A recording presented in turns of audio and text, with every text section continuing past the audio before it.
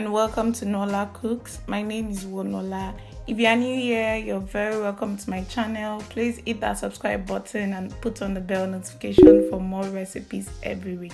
Do not forget to give this video a thumbs up and share this video with your family and friends. On today's video, I'll show you how to make Ogbono soup. It is super easy to make and it is very delicious.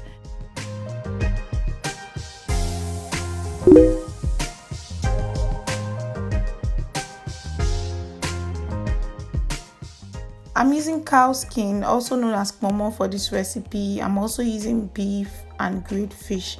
I already parboiled the pomo to get rid of the smell and to soften it a bit because this particular pomo is very hard. So I'm going to season it with some Maggi, salt and onions, and I'm going to cover it to boil on its own for about 10 minutes. This is to let the seasoning get inside of the beef and the pomo. This process is very important. So after it has been boiling and it has some water in it, I'm going to add water, enough water to cook further.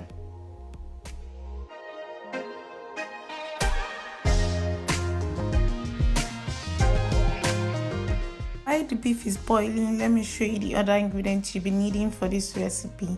I have grounded pepper, also known as atagungun.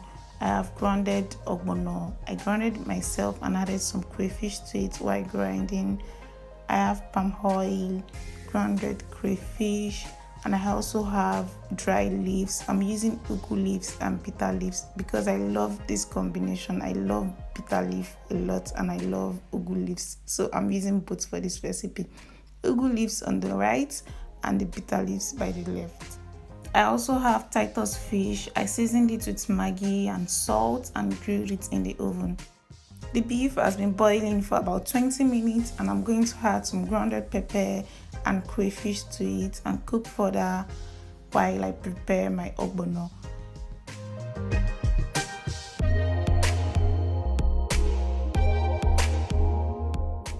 So I'm going to add my palm oil to the ogbono and I'm going to stir that to form a paste. At this point, you can check your beef if it's soft enough for you. So mine is good and I'm going to add the ogbono to it and stir to combine. Immediately this ogbono starts to bubble. It doesn't take long to cook at all.